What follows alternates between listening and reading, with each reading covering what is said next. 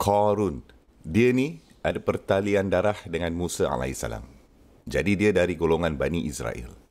Malah ada yang memanggilnya sepupu atau saudara jauh Musa alaihissalam. Ketika Bani Israel hidup di bawah tawanan, maksudnya anak-anak Israel ini adalah hamba-hamba Empire Mesir, Fir'aun. Bani Israel adalah penduduk yang sangat besar dan mereka adalah orang Islam pada masa itu dan mereka tinggal di kawasan teruk ini, betul. Mereka diletakkan seperti di kem-kem ini. Jadi mereka ni hanya boleh tinggal di situ, di mana buruh ini disimpan sebagai hamba.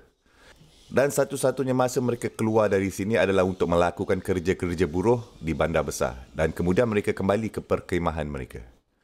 Okey, oleh kerana populasi mereka sangat besar dan ia terus semakin besar, mereka ni selalu beranak pinak. Terdapat ketakutan bahawa mereka mungkin mula akan bersatu dan mungkin merancangkan pemberontakan terhadap tuan mereka, Fir'aun. Kerana berapa lama kamu boleh menjaga orang sebagai hamba kan? Lambat laun, mereka akan mengatur perjuangan untuk kebebasan mereka sendiri.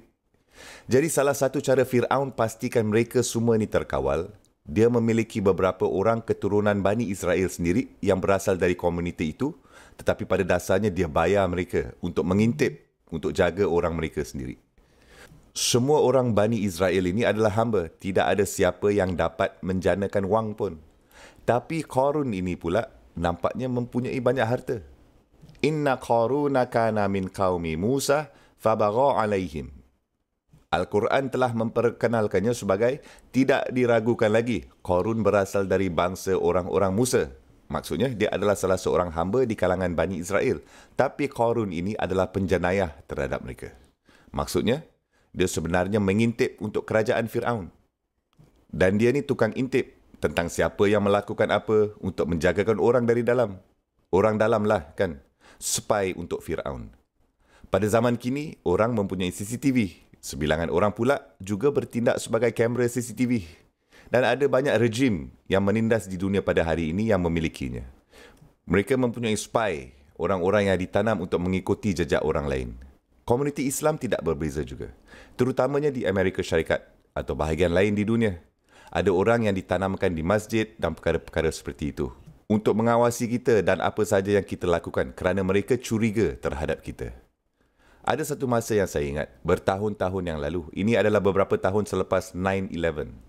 Saya berada di masjid di New York. Kita semua sedang solat jemaah di masjid. Dan lelaki di sebelah saya ni, dia membuat rukuk. Dan ID-nya terjatuh dari poketnya. Dan itu adalah salah satu ID pihak berkuasa. Dan ketika kami sujud, maaf, penghilatan peripheral saya tak dapat menahannya, ternampak ID-nya. Saya dengan tidak sengaja merosakkan solat saya. Kerana saya seperti, ada ID lah. 3 huruf lah. Tapi pada masa itu, setelah kita bangun dari sajdah, ID itu hilang pula. Masuk poket balik. Jadi sajdah dia adalah satu taktik yang baik untuknya.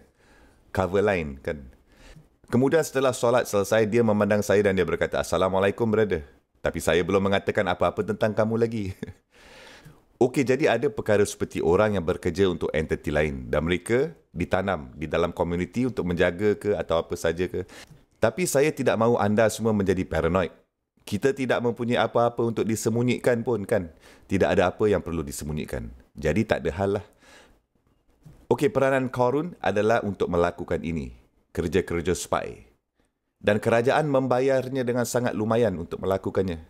Fir'aun membayarnya dengan sangatlah lumayan untuk melakukan benda ni. Dan hasilnya, semua orang tinggal di kawasan teruk ini dan dia mempunyai rumah besar. Dan tidak ada di situ yang mempunyai pakaian nak pakai pun. Tapi dia ni pula mempunyai kuda dan ada pelayan-pelayan dan rombongan. Dan dia berjalan melalui kawasan kejiranan yang hancur ni. Dan orang seperti, wah, tengoklah dia ni. Tengok semua yang dia ada. Dia ni sangat kaya lah, memang kaya. Oleh itu, dia ni sangat menonjol seperti ibu jari yang sakit. Okey, di Texas anda mempunyai fenomena ini. Tempat lain di mana saya dulu tinggal di New York, kita tidak mempunyai fenomena ini. Okey, dan di Texas kadang-kadang kan anda mempunyai kawasan kejiranan yang lama. Dengan rumah-rumah lama yang usang. Dan kemudian seseorang membuat keputusan. Dia akan merobohkan rumah dan membina rumah seperti rumah monster ini di tengah-tengah dunia. Kamu akan mendapati rumah-rumah ini yang bernilai seperti $80,000 dan secara tiba-tiba, rumah satu ni $500,000, $700,000, $1 juta rumah besar tu. Di tengah-tengah itu. Ia menonjol seperti ibu jari yang sakit, kan? Betul. Itulah yang pada dasarnya Qarun. Tapi sebenarnya kan, dia memperolehi banyak kekayaan itu kerana dia menjualkan bangsanya sendiri. Fabagha alaihim, kan? Kemudian Allah Subhanahu Wa Taala menerangkan, dia ni menghasilkan sangat banyak duit, banyak wang, banyak harta, sampaikan dia kena mengupah pelayan-pelayan kerana dia mempunyai banyak peti besi. Dia tidak hanya mempunyai satu peti besi je, dia mempunyai peti-peti besi. Dan peti-peti besi mempunyai pintu yang sangat besar dan dia kena mengupah orang yang kuat untuk memikul batang kayu besar yang digunakan sebagai menggantung kunci peti besi. Untuk memikulnya ke peti besi dan membukanya. Jadi dia dapat melihat harta karunnya. La tanu'u bil usbati ulil quwwah. Kumpulan orang-orang yang kuat dan hebat akan habis tenaga mereka membuka peti besinya saja. Itulah yang digambarkan oleh Al-Quran. Subhanallah.